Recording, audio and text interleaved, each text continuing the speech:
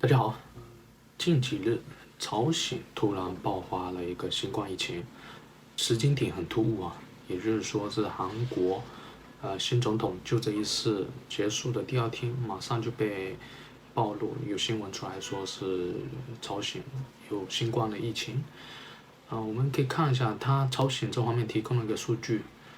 总共花热病人，他也没讲是说确诊病人，他讲花热病人的话35万例，然后的话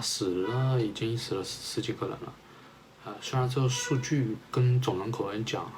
比例还好，但是我们要了解，朝鲜是一个完全封闭的国家，它自从有疫情以来，已经完全闭关锁国的一个状态了。这方面数据的一个可靠性有待考证，但也没渠道去验证，我们只能是纸上谈兵了。疫情肯定是有，这个35万例，就这些数据啊，肯定也是存在的，因为这是官方爆出来的。疫情还是次要的，我觉得对于朝鲜这样的一个国家，对于金正恩来讲，他的一个政权的稳定性才是最重要的，因为人们的生活，本来就困难，跟大城市还好，像乡村呢那些城市，粮食供给啊，本来每年都要去进口的，现在这种闭关锁国的状态，其他的一个粮食自己可能会造成一些困难，这是朝鲜自由的一个生态所决定的，这是最重要的一点。他金正恩政权的稳固性，我们可以从金正恩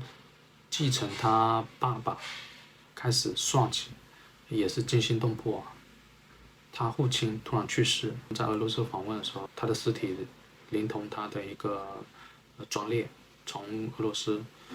风尘仆仆的马上跑回了朝鲜，然后金正恩就继位了。这时候他还是毛头小伙，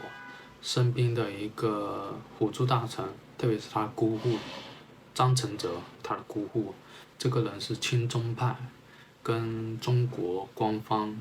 的一个高层联系很密切，他也掌握了中国高层的一个联系渠道。金正恩上台之后，有1-2年时间是没来中国访问的，这是不是很诡异？也就是说，把他的姑父枪毙掉了，跟中方的一个联系渠道就完全没有了，因为他这东西是掌握他姑父手里啊，他把他的姑父干掉了。从他的一个角度来讲，稳固自己的政权是第一位，姑父干掉就跟中国的一个高层联系就断了。之后的1-2年时间，朝鲜国内的一个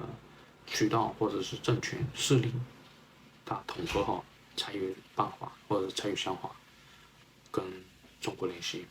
到了这个时候，已经过去了2年多时间，他就去中国了。去中国了，大家有没有印象？那段时间连续来了中国2-3次，一次是去北京跟大户人，第二次去大连好像跟他妹妹陪的，然后习近平就去了朝鲜访问了。的一个结果就是给他金正恩安抚下来的势力吃个定心丸。哦，没有办法跟中国联系哦，那我心就定下来了。所以说，习近平去朝鲜访问，也是帮助金正恩稳定政权，这个是最主要的目的。习近平访问完之后，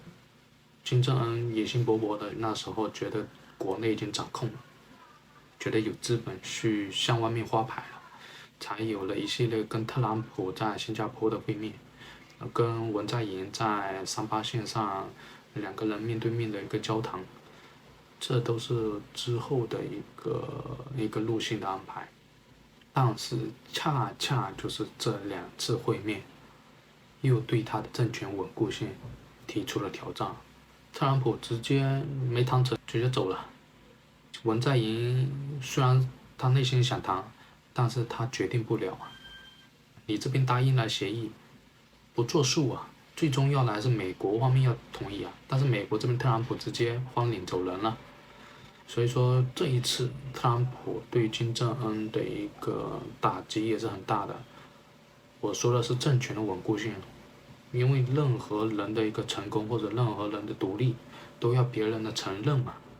你没有别人的承认，如果内部再发生什么事情，你孤立无援呀，你个政权不稳定了。现在我觉得才是金正恩最大的考验。第一，他的身体健康方面，人家是有所怀疑的。你看之前几年多么胖，今年传闻他是做了什么手术，并无医要干嘛，马上出来的时候瘦了很多，肚子都小了很多。所以说，人们对他的身体健康是有怀疑的，不管是外在的，就是外国，包括他里面的人民群众，包括他里面的一个实权派，都是对他表示有怀疑的。你说你一个人都不健康了，你还能做事吗？这是第一件。第二的话是这一次的疫情的冲击，假如说没办法控制，加上国内经济又很困顿，又没有外援，这种情况人们的情绪会不会有波动？美国再挑拨一下，美国现在已经要打朝鲜牌了，台湾牌的话暂时安抚住了，因为这边中国的话，这边黄埔的话蛮厉害的，所以说他暂时台湾牌不敢再动了。现在他动朝鲜牌，动朝鲜牌他不用会一兵一卒啊。最着急的是你中国和韩国，这疫情如果没控制住，造成社会的凋敝或者社会的动荡，再加上韩国这边蠢蠢欲动，美国这边虎视眈眈，金正恩拿什么稳定？除了是说你有军队的一个支持，但是你军队的支持，但是你发射导弹，就是为了表明军队是支持你的吗？还是说你已经完全掌控了军队？所以说他本来发射导弹，就刚刚的韩国总统就职之后，也就是说这一段时间，不关于疫情，他还发射了一个导弹，这都是外在一个心虚的表现。他发射导弹意思很明白的，直截了当的说，我还在掌控我的军队，你们不要轻举妄动。这边疫情，这边发射导弹，最直接的意思就是这样子。所以说，金正恩这次